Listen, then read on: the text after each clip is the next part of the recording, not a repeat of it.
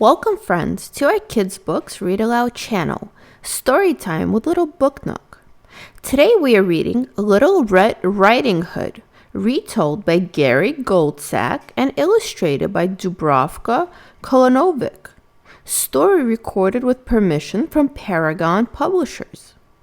If you enjoyed this story time, please hit the like button and watch all the way through.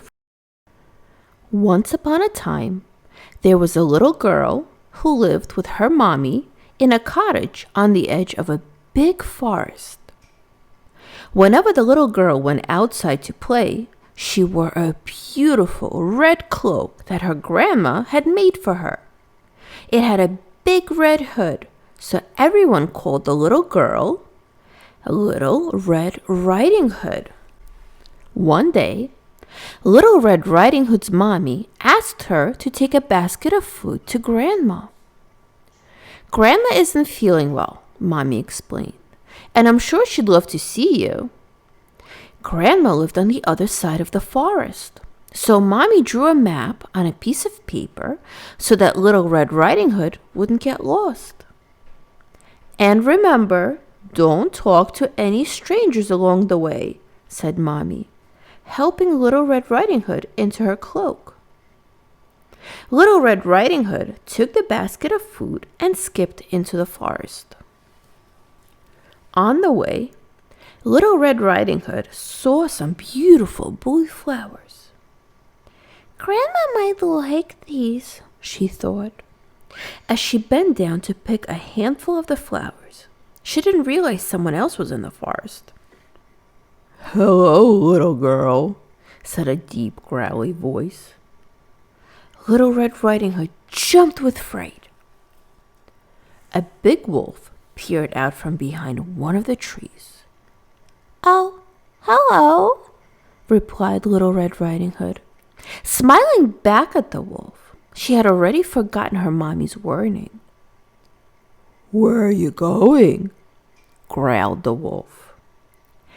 "I'm visiting my sick grandma, who lives on the other side of the forest," Little Red Riding Hood explained.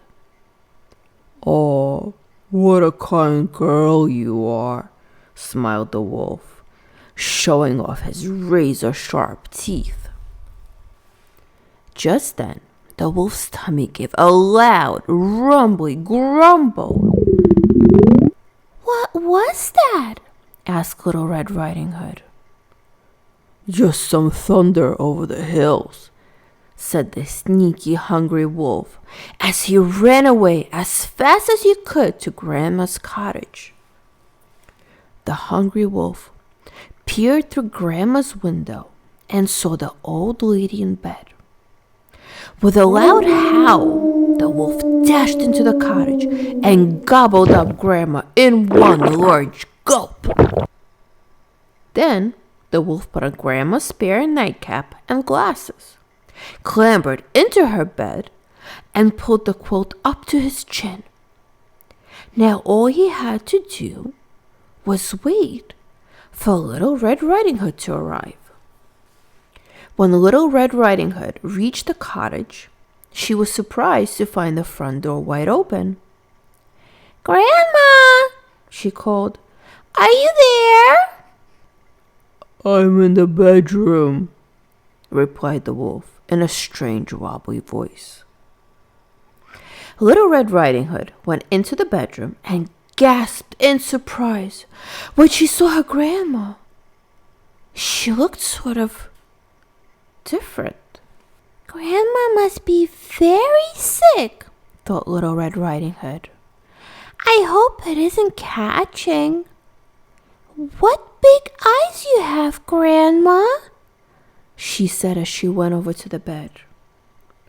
"All the better for seeing you with," the wolf replied in the same wobbly voice. "Grandma, what big ears you have," Little Red Riding Hood added, moving closer.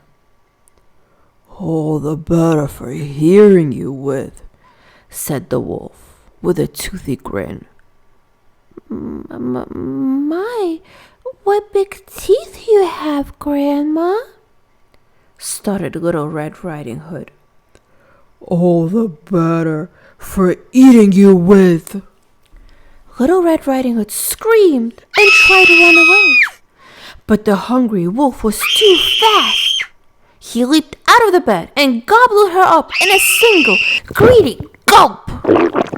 A passing woodcutter heard Little Red Riding Hood scream and ran into the cottage. When he saw the wolf's enormous belly, he guessed what had happened. He picked up the wolf and shook him hard. Little Red Riding Hood and Grandma flew out of the wolf's mouth. Luckily, they weren't hurt, but they were very cross.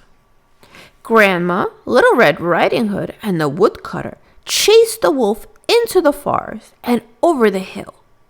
The embarrassed wolf never came back, and Little Red Riding Hood never spoke to strangers again.